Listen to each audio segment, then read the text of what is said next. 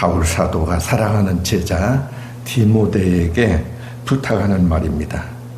너 하나님의 사람아, 이 부하려고 하는, 돈 벌려고 하는 이런 것들을 피해서 의와 경건과 믿음과 사랑과 인내와 온유와 그리고 믿음의 선한 싸움을 싸우라. 그리고 영생을 취하라.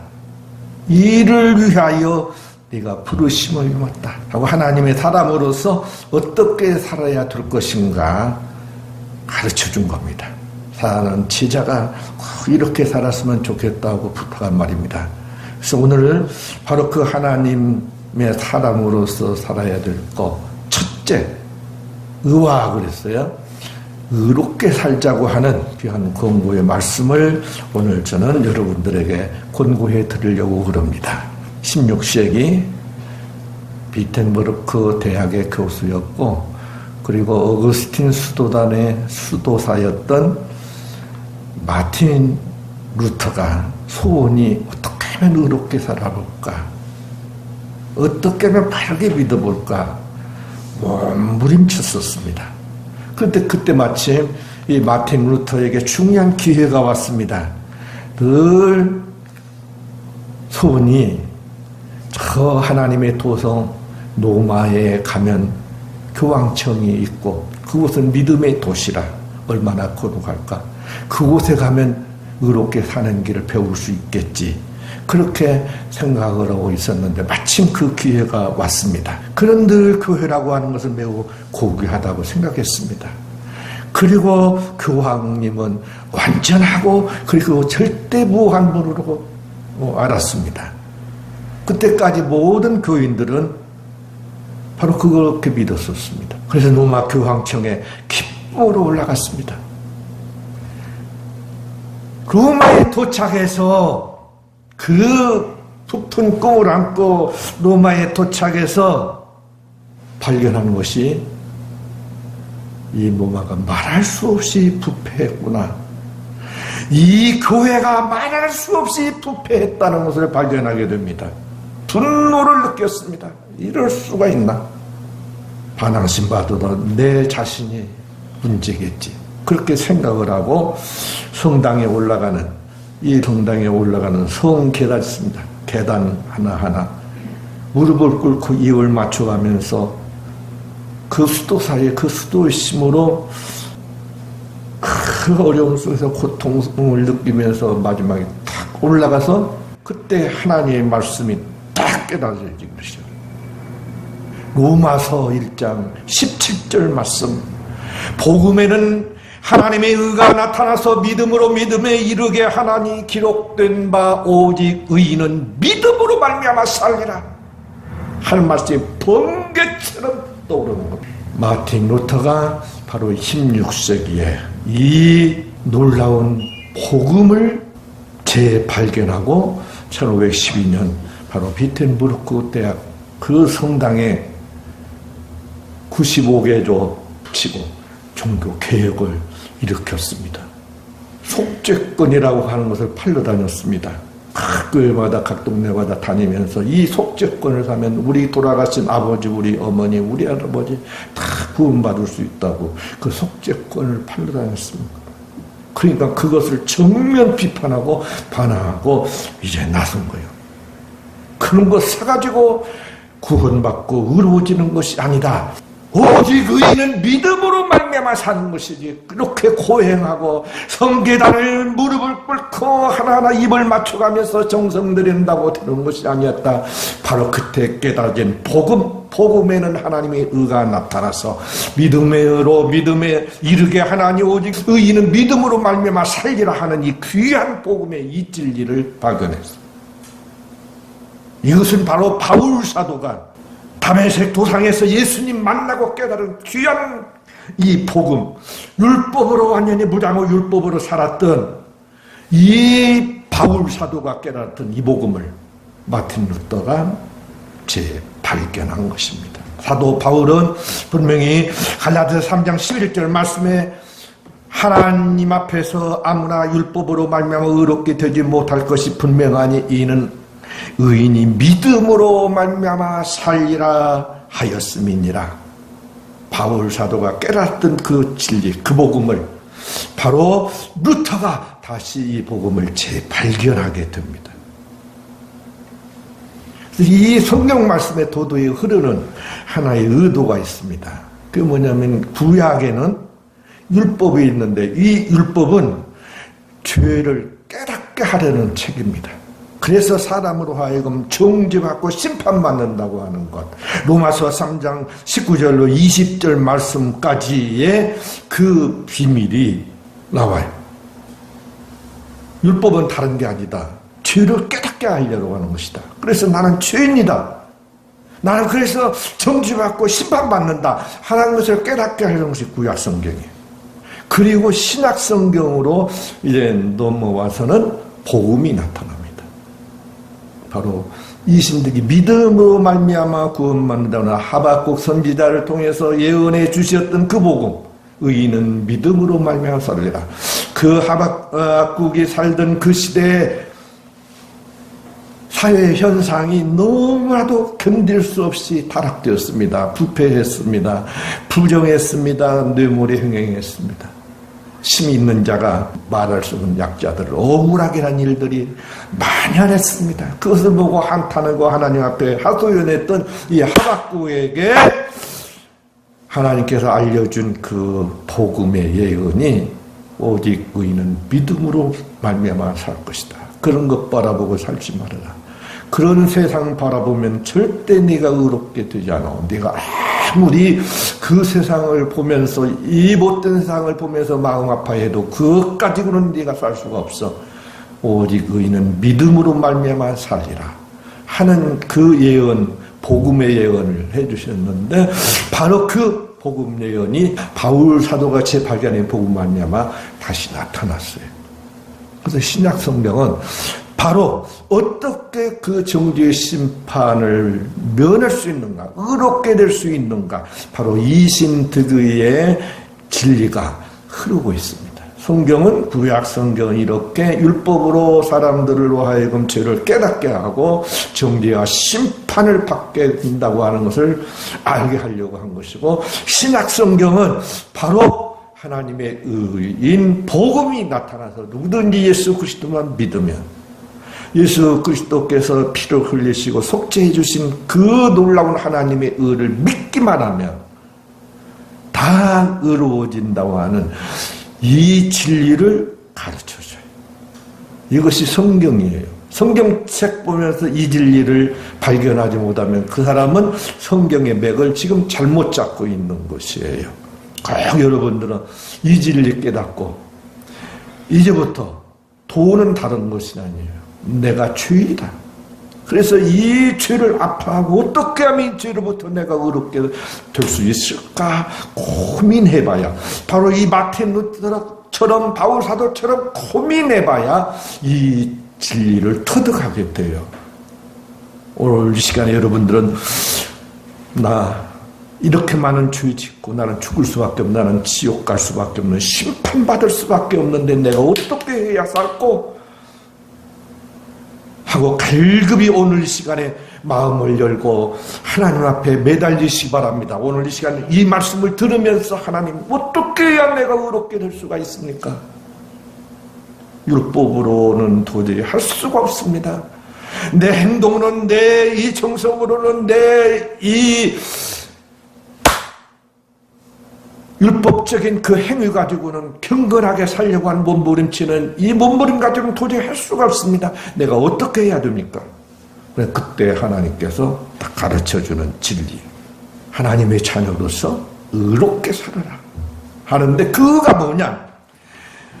디카이오 수이네라고 하는 말인데, 이 말은 신앙인들이 하나님께서 주시는 너는 의인이다 하고 선포해주는 그것을 칭의라고 그래요.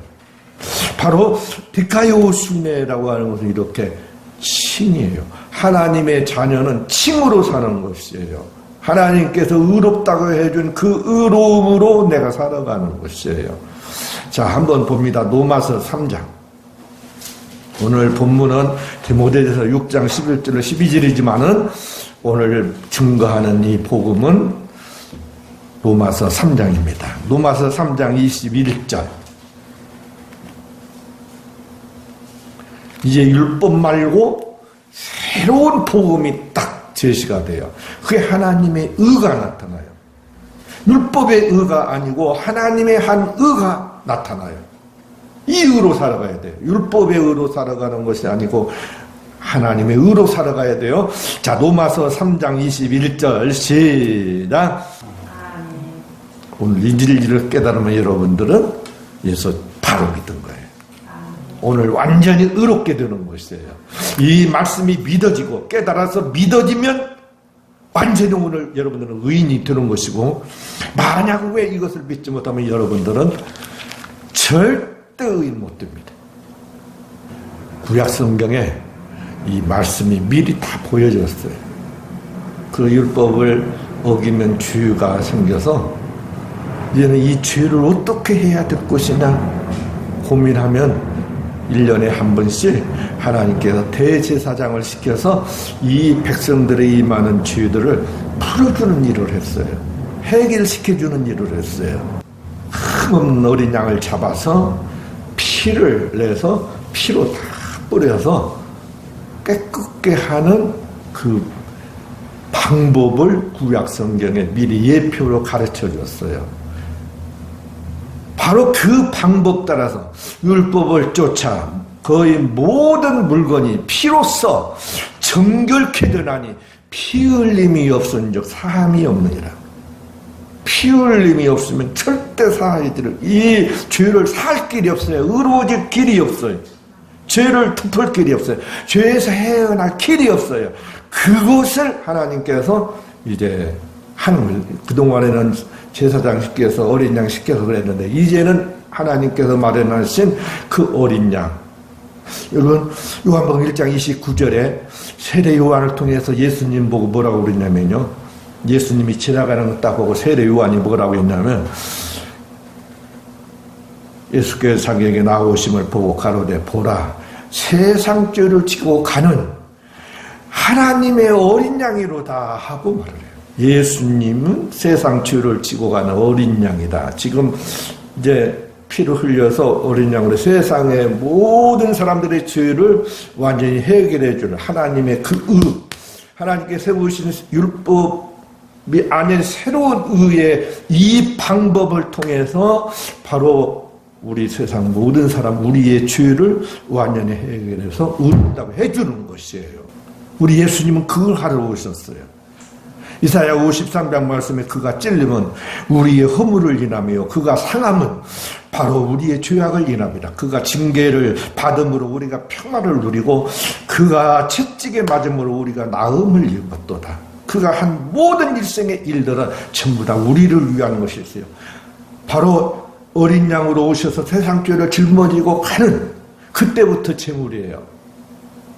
우리를 이제는 완전히 깨끗게 하시려고 하는 의롭게 하시려고 하는 노정이었어요. 이사야 53장은 그 진리를 가르쳐줘요. 그가 곤욕당하고 그가 신문당할 때 그때 많은 사람들이 말합니다.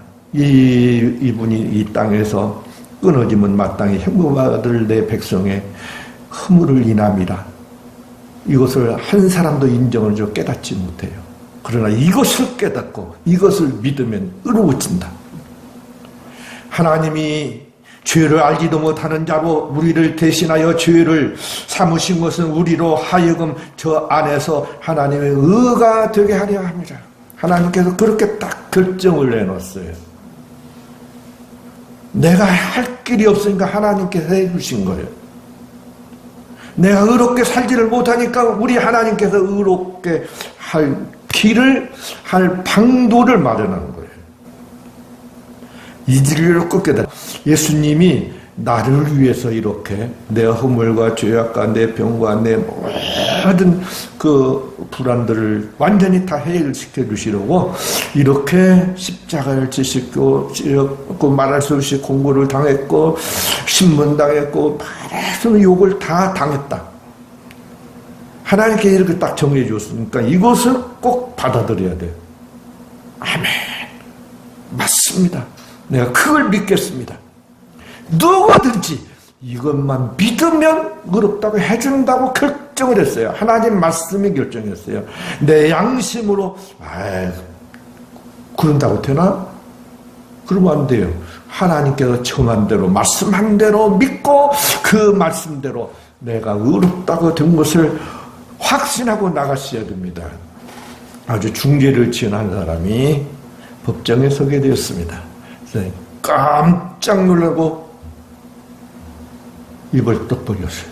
그 여관이 바로 판사로 쓴 사람이 자기 학교 다닐 때 친구였습니다. 학교 다닌 후로 헤어진 후에 나는 범죄인이 되었고 저 친구는 판사가 되었고, 이 재판은 오래 계속되었습니다. 과정을 다 마치고 이제 판사가 선고를 하게 되었습니다. 판사도 이 사람이 바로 자기의 옛날 학교 다닐 때 친구인 것을 알았습니다. 법정에 많은 사람들이 들어와서 판사가 어떻게 판결 내리는가 한번 보자 하고 보고 있습니다. 이 판사가 중벌을 내릴 것인가 아니면 가볍게 내릴 것인가. 법정 안에 있는 사람들은 모두 다 조용히 이 선고를 기다리고 있습니다. 분명히 이 사람들은 중벌 내리면 이건 의리도 없고 사랑도 없는 인간이라고 판사 요구할 것이고, 가볍게 하면은 이제 이 사람들은 틀림없이 야 안다고 봐주는구나 이렇게 불의한 판사가 어디 있냐 분명히 말할 것이고, 매우 어려운 상태에 저 판사 판결 내리기 참 어렵겠다. 홍청하는 사람들도 전부 다 지금 그렇게 생각하고 있는데, 선고가 떨어지는데 제일 무거운 벌이 딱 떨어집니다. 이 사람 지금 한 100만 원 정도밖에 부도를 안 냈는데 엄청난 큰 판결을 내린 게 1000만 원을 내라는 것이. 그러면은 형을 살아야 된다는 것이. 야, 이 판사 피도 물도 없다. 이렇게 무겁게 때릴 수가 있는가 하고 판사에 대해서 그렇게 좋은 감정들을 품지 안 했었습니다. 그런데 이렇게 엄하게 판결을 내린 후에 탁 내려오더니 이 저수가 서 있는 곳으로 와서 손을 내밀고 악수를 떠가면서 자네 누구지? 자네 그 벌금 1000만 원 내가 다 물어주니까 오늘부터 내가 왔나 보니까 오늘부터 자유롭게 살게. 그것 때문에 매어가지고 이리 도망다니고 저리 도망다니고 그럴 필요 없네. 이제 자네 지은 죄는 다 해결을 받았어. 자네가 지은 그 모든 죄는 다 해결받았어. 그래 가서 자유롭게 살게. 여러분, 이 사람은 이제 자유롭게 살게 되었어요? 계속 쫓겨다녀야 돼요? 지금 여기도 가만히 보니까 계속 쫓겨다니고 도망다닐 사람이 있어요. 이렇게 해줬는데 판사가 다 자기가 물어주겠다는데 다 갚아주어 버리겠다는데 완전히 갚아줘 버렸다는데 도망다니? 마음이 아니야. 또 떨고 다닐래? 이 판사보다도 더하신 하나님께서 내 죄 다 해결시켜줬어. 대신 예수만 믿어. 예수만 믿으면 그 예수가 속죄해준 그 값으로 다 해결시켜주어 의롭다고 해줄 것이다. 그러니 이제는 이렇게 믿고 가서 자유롭게 살아. 하나님께서 말씀하신 거예요. 하나님께서 약속하신 거예요. 하나님의 이 약속 믿고 이제부터 자유롭게 이 칭의를 믿고 사시기 바랍니다. 갈라디아서 2장 16절에 분명히 말합니다. 사람이 의롭게 되는 것은 율법의 행위에서 난 것이 아니요 오직 예수 그리스도를 믿음으로 말미암는 줄을 아는 고로 우리도 그리스도 예수를 믿나니 우리가 율법의 행위가 아니고 그리스도를 믿음으로써 의롭다 함을 얻으려 함이라. 율법의 행위로는 의롭다 함을 얻을 육체가 하나도 없느니라. 바로 예수 그리스도를 믿음으로써 의롭다 함을 받는 이 하나님의 선포, 약속을 믿어야 돼요. 이것을 믿고 로마서 10장 9절로 10절 말씀이 바로 칭될 수 있는, 구원될 수 있는, 영생 얻을 수 있는 중요한 비결을 알려주는데, 이 믿음을 어떻게 고백을 해야 되냐? 네가 만일 내 입으로 예수를 주로 시인하며 하나님께서 그를 죽은 자 가운데서 살리신 것을 네 마음에 믿으면 구원을 얻으리니, 의롭게 되리니, 사람이 마음으로 믿어 의에 이르고 입으로 신하여 구원에 이르느니라. 선포해 주셨어요. 도장 찍어 주셨어요. 재판 찍어 선포해 준 거예요. 하나님께서 선포한 거예요. 그러니까 그 조건이 예수만 믿으면 돼요. 예수님께서 나를 위해서, 내 죄를 위해서 속죄의 피를 흘려주신 거, 그 믿기만 하면 우리 하나님께서 이렇게 자유롭게, 의롭게 해주신, 이것이 칭의예요. 의롭다고 선포해 준다 그 말입니다. 법정에서 완전히 너를 의인으로 이제 다 네 죄용 다 없애줬어 하고 도장 찍어서 선포해 버리는 거예요. 그러니까 이 나라 안에 있는 이상은 절대 죄인이 아니에요. 이곳을 벗어나면 어떨런지 몰라. 나가버리면 안 돼. 여기에서만 소용이 있는 것이. 목사님이 그 뉴델리라고 하는 도시에 부흥 집회를 갔었대요. 그런데 거기에 그 이제 한인교회 부흥회를 갔는데, 한인교회에 한 사람이 교회 앞에서 이 팻말을 들고 나를 대한민국으로 보내주시오. 나는 대한민국의 사람입니다. 그런데 이 사람이 누구냐면요, 6.25 때 집회 가가지고 거기서 도망 나가서 그 인도까지 갈 거예요. 그 1950년도부터 지금까지 그 인도에서, 그러니까 인도 사람같이 되어버린 거예요. 그리고 이 사람의 그 증명이 대한민국 사람이라고 하는 증명이 없는 거예요. 분명히 대한민국을 위해서 이제 군대로 가가지고 싸우다가 잡혀가지고 북한으로 들어가서 살다가 거기서 도망 나와서 거기까지 갔는데, 누구 하나 대한민국을 죽으라니. 이 대사관에 가서 아무리 사정을 해봐도 안 되는 거예요. 뭐가 있어야지, 증명이 있어야지. 한국에다 청와대에다가 막 계속 그 대사관에서 해도 안 된다는 거예요. 뭐 근거가 없으니까 안 된다.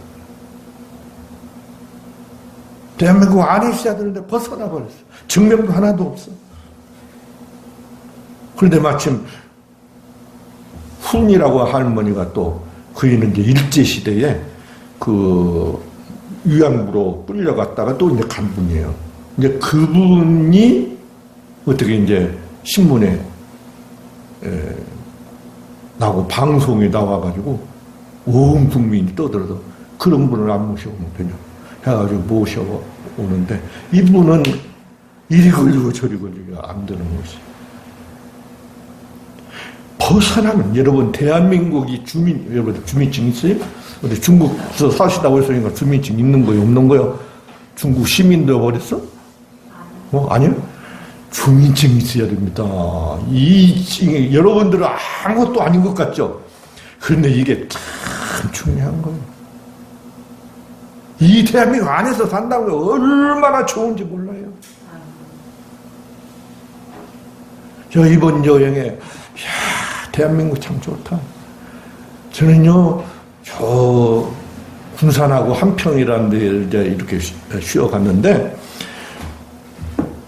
변속관에 갔는데 변속관에서 쉴 수 있는 곳이 있더라고요. 변속관에서 이게 자고 갈 수 있는데, 변소가 얼마나 깨끗하고 좋은 향기가 나는지. 근데 그때 마침 동남아에서 왔나 그분들이 뭐 샬라샬라하고 막 그러는데 그 사람들이 놀래더라고. 이 세계에서 이렇게 깨끗한 데가 없대요.